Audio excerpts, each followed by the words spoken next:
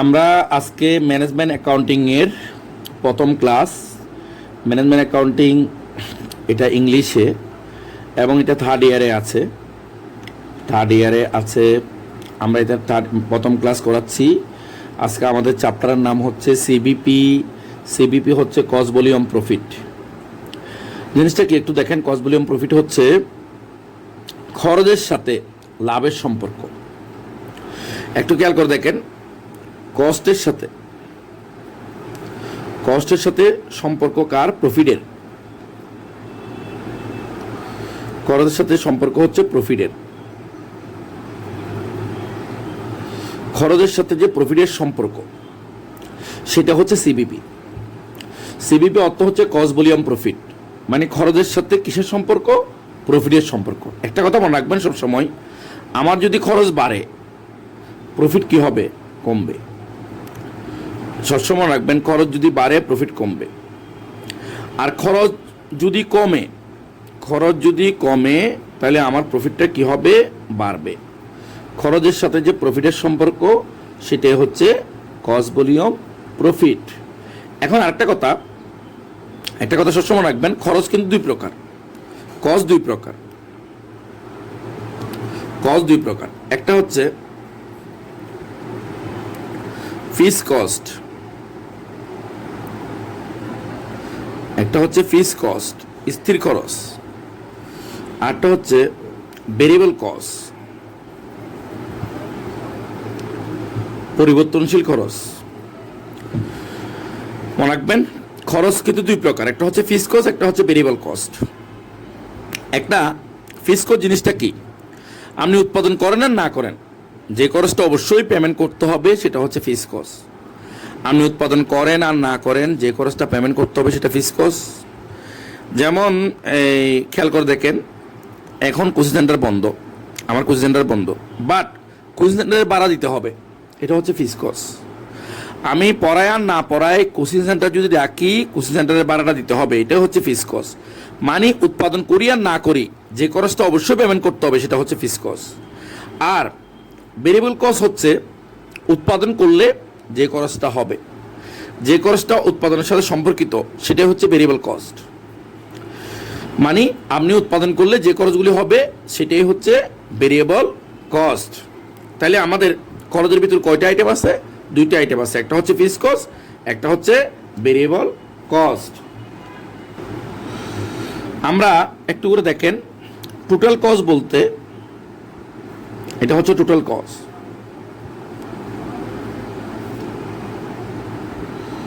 Total cost বলতে এখানে দুইটা খরচ আছে, একটা হচ্ছে ফিক্সড কস্ট, আরটা হচ্ছে বিসি মানে ভেরিয়েবল কস্ট। এফসি মানে ফিক্সড কস্ট, বিসি মানে ভেরিয়েবল কস্ট। তাহলে টোটাল কস্টের ভিতরে আইটেম কয়টা আছে? দুইটা আছে, ভেরিয়েবল কস্ট আর ফিক্সড কস্ট। আরেকটা কথা মনে রাখবেন, সেল,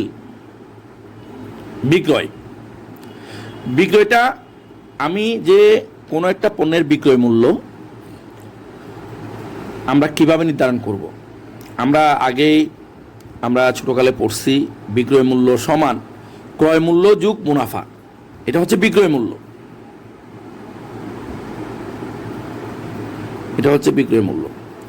আমরা বিক্রয় মূল্য সমান লিখছি ক্রয় মূল্য যোগ মুনাফা। ক্রয় মূল্য মানে কস্ট হচ্ছে ক্রয় মূল্য,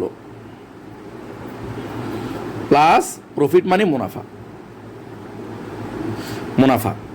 তাহলে বিক্রয় কেমন হয়? খরচের সাথে প্রফিট যোগ করলে বিক্রয় হয়।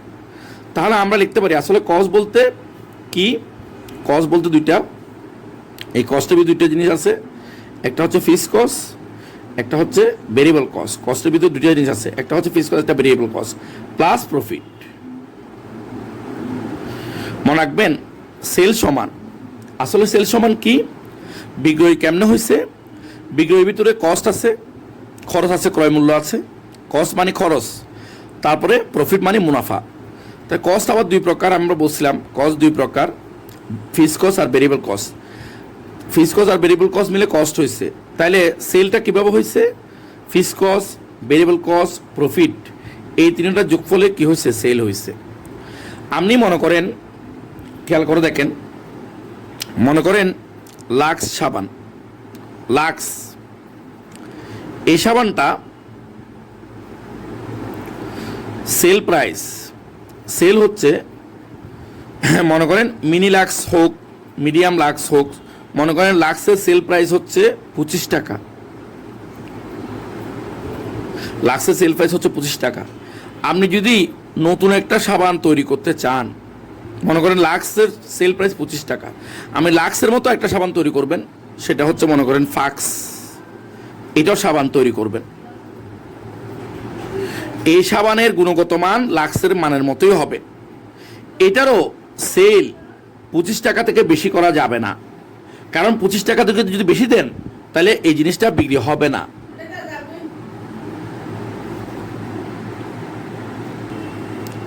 আমি আমাদেরকে বলছি, যেমন লাক্স যে সাবান আছে, মনে করেন সেটার সেল প্রাইস হচ্ছে 25 টাকা, মানে বাজারে এটা 25 টাকা দিয়ে পাওয়া যায়।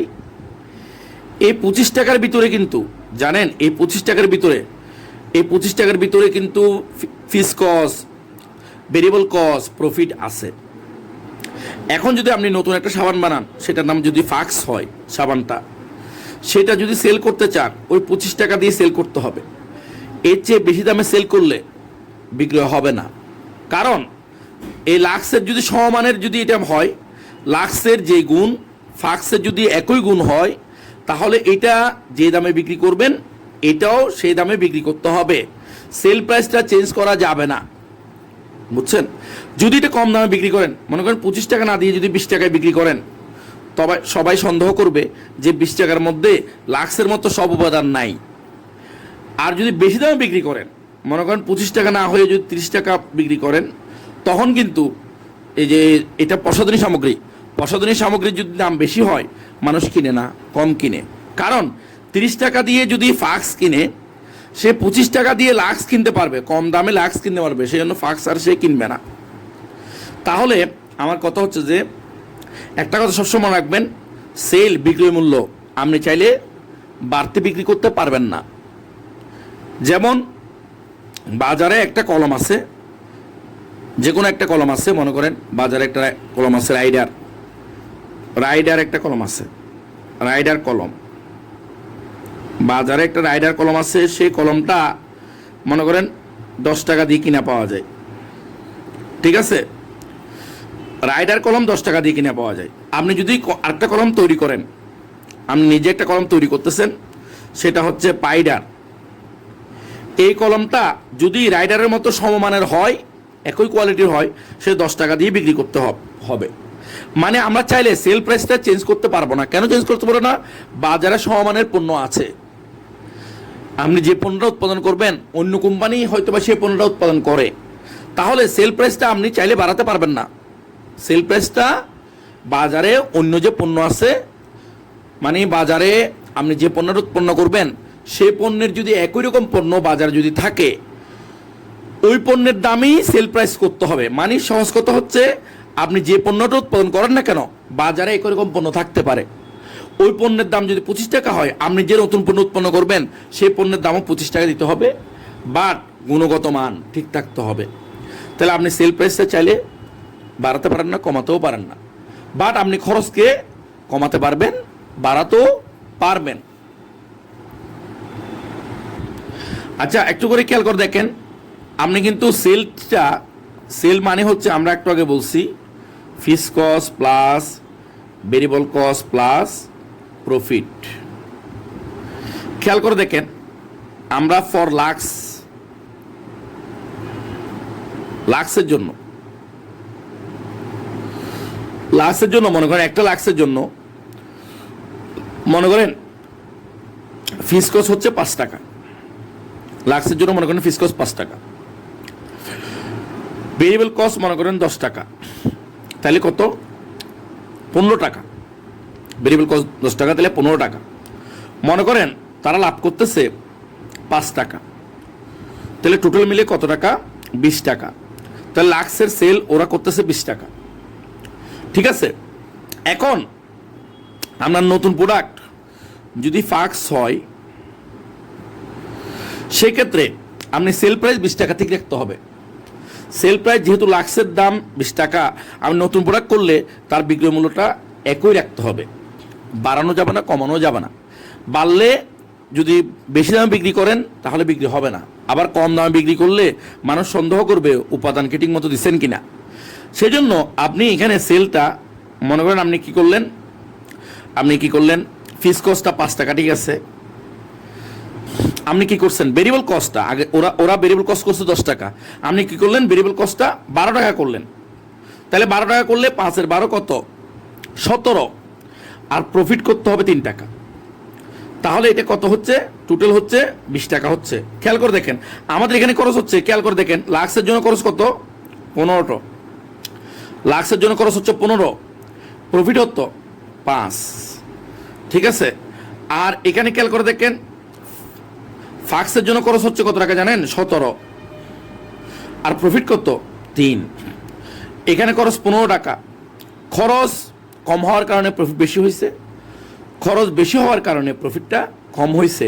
বিক্রয় মূল্যটা আপনি চাইলে বাড়াতে কমাতে পারবেন না, কারণ লাক্স যে সাবানটা 20 টাকা দিয়ে পাওয়া যায়, ফাক্সের যদি একই গুণ হয় বা গুণ যদি বাড়াইও দেন সমস্যা নাই, গুণগত মান উন্নত মান করলেও 20 টাকা দিয়ে বিক্রি করতে হবে। কেন? কারণ লাক্সের বাজারটা আপনি যদি ধরতে চান, আপনাকে যদি ফাক্স বিক্রি করতে চান, তাহলে আপনাকে কি করতে হবে, এইটা সমদামে বিক্রি করে একই রকম দামে বিক্রি করে গুণগত মানটা বাড়াই দিতে হবে। এখন একটা কথা মনে রাখবেন, আমাদের এত কথার মেইন কথা হচ্ছে যে আমরা যেখানে সেল সমান আমরা বলছি fixed cost plus variable cost plus profit, সেলসের ভিতরে এগুলি আছে।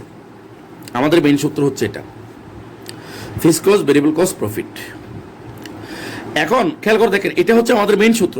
সেল কেমন হয়েছে, সেলের ভিতরে ফিক্সড কস্ট আছে, যে খরচটা কি, যে খরচটা উৎপাদনের সাথে জড়িত নয়, উৎপাদন বাড়লেও হবে না বাড়লেও হবে, উৎপাদন না করলেও হবে, মানে উৎপাদন বাড়ুক কমুক আর শূন্য হোক ফিক্সড কস্টটা নির্দিষ্ট। ভেরিয়েবল কস্টটা উৎপাদনের সাথে সম্পর্কিত, উৎপাদন বাড়লে বেশি হবে কমলে কম হবে, আর না করলে হবে না। তাহলে আমাদের মেইন সূত্র কিন্তু এটা, মেইন সূত্র হচ্ছে এটা। এখন একটা খেয়াল করে দেখেন, আমি এই সূত্র থেকে আর জিনিস বানাবো। দেখেন সেল এখানে আনা লাগলাম, এবার আমি এখান থেকে ভেরিয়েবল কস্ট এই পাশে নিয়ে আসলাম, এটা প্লাস, এই পাশে আনলে মাইনাস হবে।